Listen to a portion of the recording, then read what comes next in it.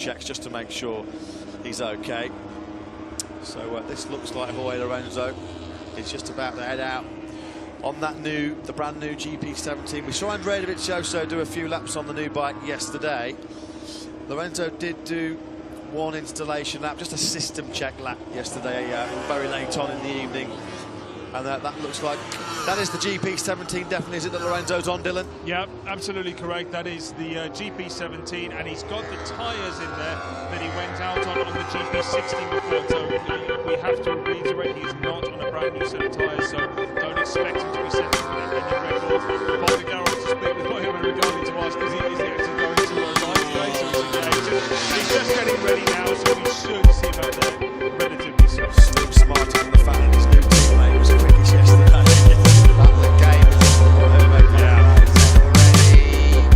as expected, and certainly Hervé expected that there was a bit of tension there, because as his new teammate taking all the plaudits, all the headlines, it's going to be a very, very interesting 2017. Is his former teammate? Well, they didn't get on. There's no pretense about that. Yeah, this is going to be fascinating, because this is Jorge Lorenzo then out on that GP17. Now, we know that he did one very quick lap, just a system check lap late last night, but this is now Jorge Lorenzo putting in these absolutely vital, crucial first development miles on the new GP17 machine.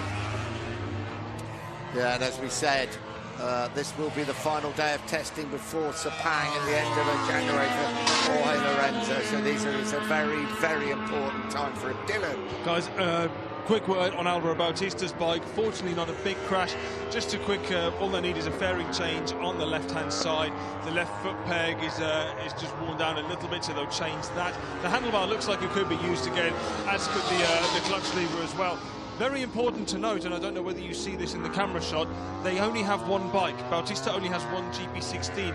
Karel Abraham only has one GP15. So, unlike the other teams, they're going to have to wait until at least the Sepang test before they have two bikes to try. So that's, you could argue, is the most unfortunate thing about those guys crashing, is that they are going to always lose time when that happens. Gigi Delineated, when he's been lying in bed dreaming for the last few years, the GP17 with Jorge Lorenzo aboard, his dream has become a reality, and this is the challenge to the other factories in 2017. Jorge Lorenzo on the new Ducati. Yeah, it'll be interesting to track the difference in Jorge Lorenzo's pace. There's his former crew chief Ramon Facada looking on.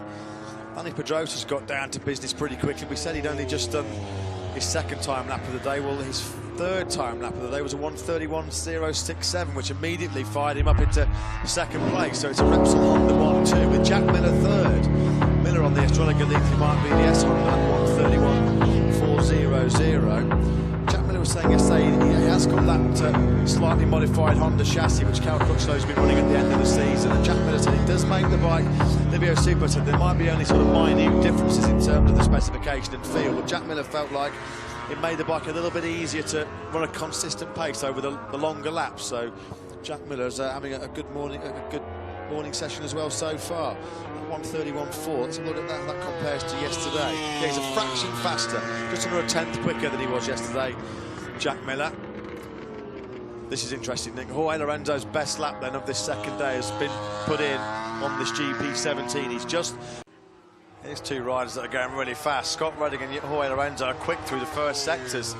In fact, Lorenzo at the moment, if he carries this on through, will be pulling off a real major shock here at the end of the day, because he could be heading to the top of the timesheets. Estimated position then for the new factory Ducati rider, first place. Wow. I mean, Maverick Vinales is a fantastic story. This would be a showstopper. Lorenzo would be a headline maker, wouldn't it? This would be a real showstopper. Oh, it's going to be close, and he will have the power for that. He's very good through the fourth sector on the Yamaha, but he really has got the power on the Ducati. This is going to be close. 42.5 minutes to go. Lorenzo into turn 14. Can he write the headlines for tomorrow morning? Gigi Delineated looks on. He should be heading into the top three at least, Jorge Lorenzo. Over the line he comes. Yeah, he goes third at 1:31.052. So two of the new boys, Maverick Vinales on the Yamaha, Jorge Lorenzo on the Ducati, are inside that top three.